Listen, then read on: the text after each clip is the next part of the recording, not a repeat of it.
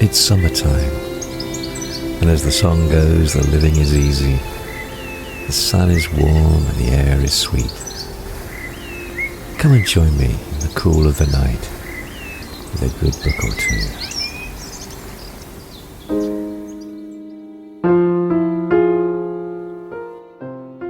I'm a bit husky and dry, and I'm just trying to squeeze in a very quick recording as we travel on our way for boat blacking through a sweltering spell of hot weather and very poor internet reception, in the hope that I can upload this before we leave for our few days in the shepherd's hut. Hot weather always brings with it its own challenges, a little like cold weather, I suppose. However, we start early, particularly if there are locks to be done, and then try and hunker down in whatever shade we can find. However, the dry spring and summer, or so far at least, has resulted in very low water levels, and this has posed much bigger obstacles. Various closures of parts, or even the whole, of some canals have been announced already, including the one we've just come from. And it also seems that the majority of lock flights are curfewed and under supervision of that tireless band of heroes, the CRT volunteer lockies. In fact, a couple of days ago, we were forced to stop for about 3 or so hours as the CRT needed to refill a couple of pounds. That's the stretch of canal between the locks that had become so shallow that they were no longer navigable, thereby losing any advantage of travelling before the sun got too hot. And the maddening thing was that it wasn't really so much to do with low water levels per se, but the carelessness on part of some boaters of not properly closing canal paddles or using locks properly. And it has to be said that the local CRT personnel certainly know how to speedily and effectively transport large bodies of water down the canal. Nevertheless, all this leaves the need to get to a certain location by a set time quite worrying and concerning. Although we've given ourselves plenty of time, as we had a feeling that this journey wasn't going to be too straightforward. And so far we're on schedule. I do feel a bit sorry for the holiday hire boaters, though. It can't be that much fun at the moment. And I've heard that quite a few hire boats have been left abandoned, as the hirers simply couldn't get back to the base in time. And all this put me in mind of some passages that I've fairly recently read from Tom Rolt's writings. Rolt will probably be known to you best from his classic work, The Narrow Boat, and I know that over the years I've read quite a lot of it on this podcast.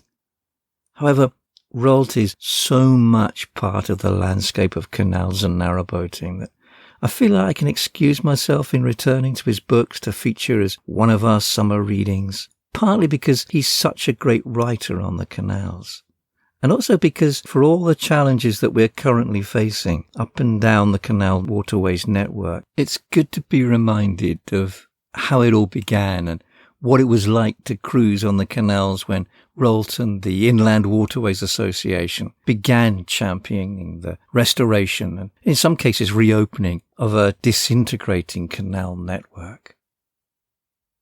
And so I've chosen for this particular summer reading a passage taken from Volume 2 of his landscape trilogy called Landscapes with Canals. Tom Rolt had been invited to join the newly formed Inland Waterways Association, then under the leadership of Robert Aikman. Aikman and Rolt were to have a rather tempestuous relationship as they tried to steer the association through its early years, but that's all for another time. At the point that we take up the story, Rolt has just returned from his time cruising the Irish canals with his wife, a time lyrically described in another of his books, Green and Silver. and he and Sonia are now back on board their own narrowboat, Cressy, their home, and beginning to make plans about how best to campaign for the reopening of the canals. It's great stuff. But before I begin, I just have to warn you that tonight's episode might be a little noisier than usual. There's a listless, restless heat at the moment, just seeking in vain for a wind to play with it. Sticky and oppressive. And it's the type of night you might sometimes dream of in the depths of winter. I can't even tell you what the temperatures are, as my weather monitor has just given up the ghost, but it's got to be around 26 or 27. That's touching 80 degrees Fahrenheit outside still. So the stern door and the hatch are wide open behind me, and we are fairly close to a very busy railway line that runs alongside the canal. So you might hear the rush of a train from time to time. And also, as with most hot nights, people take the opportunity to take the cool to take a walk or go for a cycle ride or walk the dog. So apologies for all and any extraneous noise that might crop up from time to time.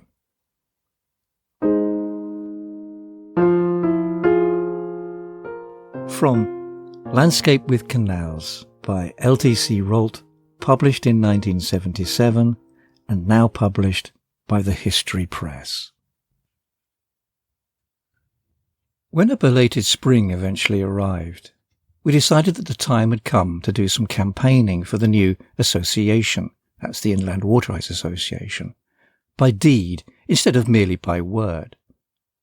This was just before the canals were nationalised, and we decided that two of the railway-owned canals, the Stratford and the Welsh section of the Shropshire Union, should be the targets of our attack.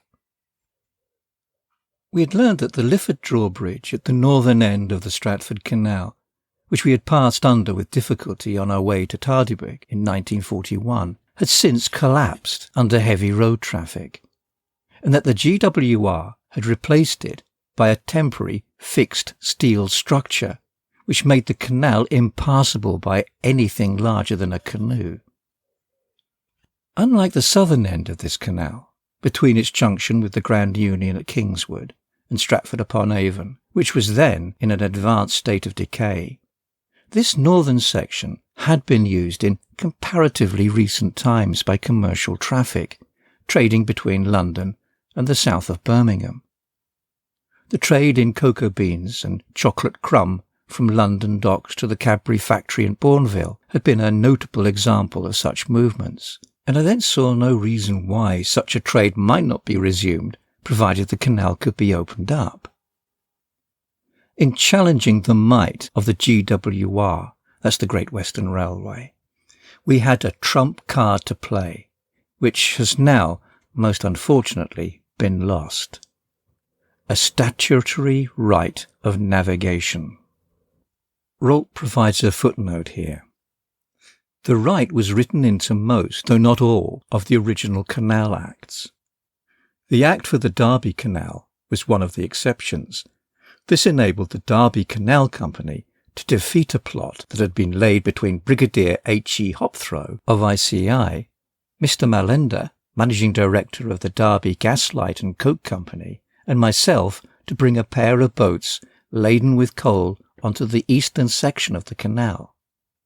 Somehow, the canal got wind of the scheme and foiled us by the simple expedient of chaining and padlocking the gates of the entrance lock at the junction with the Erewash Canal at Sandyacre. Shortly afterwards, the company applied for and obtained an abandonment order on the grounds that there had been no commercial traffic on their waterway for many years. Rolt continues. We therefore persuaded Lord Methuen, who was a member of the new association, to put down a question about Lifford Bridge in the House of Lords. It's ironical that after nationalisation, such a question would have been brushed aside in the House as a matter for the day-to-day concern of the Transport Authority. In 1947, however, it was quite a different story, and it obviously caused quite a stir at Paddington, for the reply was that Lifford Bridge would be lifted at any time on notice of an intended passage being given. So we duly gave notice of our intention to pass through the canal on the 20th of May. Of this and the subsequent voyages, I have an accurate record because I continued to keep a complete log of each day's journey, as I had done on our honeymoon voyage in 1939, and this Rolt used for his book Narrowboat. And I see from this log that we slipped our moorings at Banbury on the 14th of May, and moored in the basin at Kingswood on Saturday, the 17th of May. We were surprised to see an empty motor narrowboat, Bilster, also moored in this deserted basin, and discovered that the GWR had chartered this craft from the Grand Union Canal Company's Hatton Maintenance Depot, with the object of putting her through ahead of us to clear a passage, and so avert the adverse publicity which might result if Cressy got hopelessly stuck or was damaged. The GWR was obviously taking the affair seriously. Already the venture was attracting some attention, and the next day's entry in my log reads briefly, Sunday, 18th May. Poured practically all day. Lay at Kingswood, troubled by reporters and IWA members. This led me to reflect wryly on the contrast with our previous voyage in 1941, when we had slipped through the canal unnoticed and without any fuss. But I consoled myself with the thought that it was all in a good cause. The next day dawned fine but cold and overcast. At 10 o'clock, the Bilster set off up Lapworth Locks with the GWR and GUC engineers on board. Knowing that even an empty boat of this type draws more at the stern end than did Cressy, from my previous experience of the canal, I did not fancy her chances of getting through. My fear was that she might become hopelessly stuck in a bridge hole, and so block the canal for us. I decided to give her a good start, so we didn't leave until 2 p.m. The state of the canal had certainly deteriorated since 1941, for although we climbed the 19 locks without incident, the weed in the long summit pound was so thick that for about a mile in the neighbourhood of Hockley Heath we had to resort to bow-hauling her from the overgrown towpath. But then conditions improved somewhat, so that we were able to go forward slowly under our own power once more, until we tied up for the night beside the junction of the canal feeder channel from Earlswood Lakes. We had not travelled very far the next morning before I saw ahead of us the sight I had most feared. The Bilster firmly wedged in a bridge hole. A number of men were either pulling or shoving without result, and though we added our own weight to theirs, still she would not budge, being obviously hard aground on a mound of debris. From the other side of the high towpath hedge came the unmistakable sound of a Fordson tractor at plough, and we succeeded in persuading its driver to unhitch it and drive it onto the towpath. Quite how this difficult manoeuvre was achieved I cannot now remember, for as anyone familiar with canals will know, there are no gateways between fields and canal towpaths, as local farmers and landowners had no desire to provide free pasturage for boatmen's horses. Which, if I can interject, is quite an interesting point, because now there are quite a few gates heading onto the canal towpath, so they must be fairly recent. However, back to Rolt's account. However, I have a press photograph to prove that the feat was achieved, whereupon the Fordson successfully pulled Bilster through the bridge. We then followed suit, manhandling Cressy, as I was not going to risk a broken propeller. But we'd hardly got further underway when once more, on rounding a bend, we saw Bilster once again, not stuck under a bridge hole this time, but aground in the middle of the canal. The only thing to be done was to try and edge Cressy past, and no one was more surprised than I was when this manoeuvre succeeded. And moreover, when alongside I was able to pass a line over Bilster's fore-end stud and make it fast, which successfully pulled her off. I now had this official trailblazer in tow, a somewhat humiliating situation for her charterers, though it proved to be short-lived.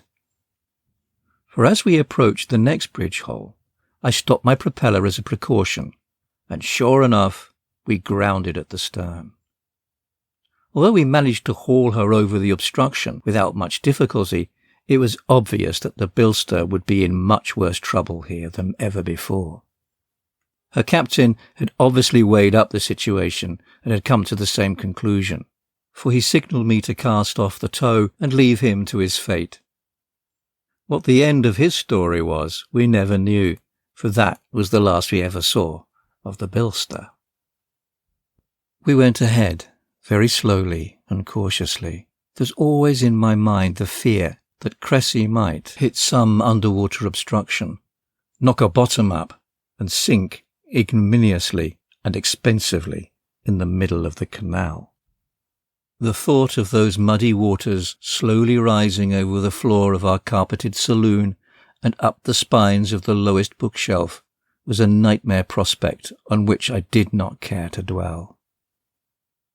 Indeed, this whole venture was rather like taking a long-cherished old family motor car on some tough chassis-breaking reliability trial. But at last we reached King's Norton Tunnel without untoward incident. And soon after we had emerged from the darkness, the infamous Lifford drawbridge appeared ahead. Unlike the previous occasion when we had passed this way, it presented an animated scene.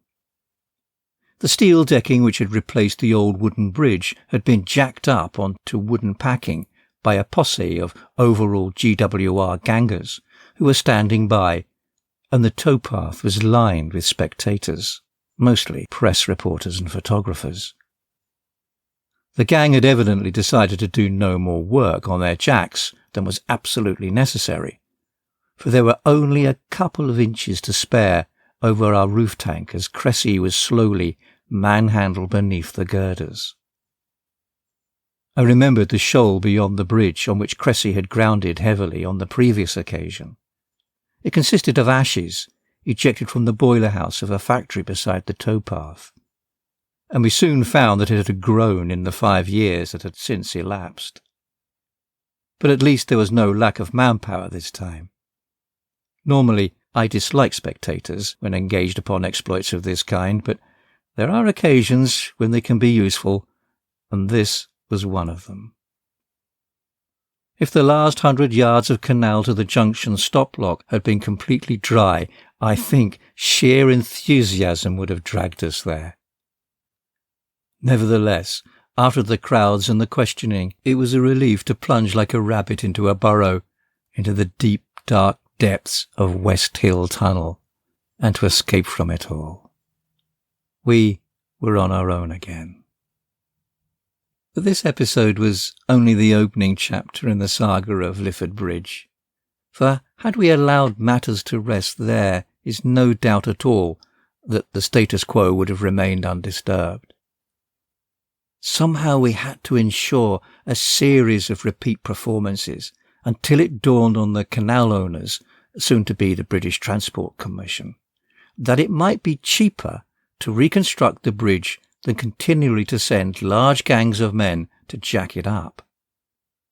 So he begged all members of our infant association to take their boats through the Stratford Canal. But unfortunately, the number of members with suitable boats was in those days very small. But one of this minority who had a go was Peter Scott. Now, just a quick aside, Peter Scott was the son of Captain Scott of the Antarctic, and also a very famous ornithologist. Peter had a narrowboat converted by a boatyard in Birmingham, with the object that, when moored on the Gloucester and Berkeley ship canal, she would form a convenient hostel for students visiting his then newly formed Wildfowl Trust at Slimbridge. This boat, the Beatrice, followed the design of Cressy very closely, even to the paintwork and the fitting of a Model T Ford engine. When Beatrice was ready to make her maiden voyage from Birmingham to Slimbridge, instead of going by the direct route, Peter dutifully took her down to Kingswood, and thence through the Stratford Canal. On this occasion I joined Beatrice on the Lapworth locks, and my voyage as pilot was made ever memorable, not by any untoward occurrence on the Stratford Canal, but by an episode in West Hill Tunnel. We had just about reached the middle of this long tunnel when I heard the engine die. The ensuing silence broken only by an echoing exclamation from Peter, who was at the tiller. I hurried aft and soon discovered the cause of the trouble. He had grossly underestimated Beatrice's thirst for fuel. Her fuel tank was completely dry, and nor had anyone thought to lay on spare cans. There was nothing for it but to manhandle the boat out of the tunnel. The Worcester and Birmingham Canal was, I think, unique among the old canal companies in possessing its own telephone systems throughout.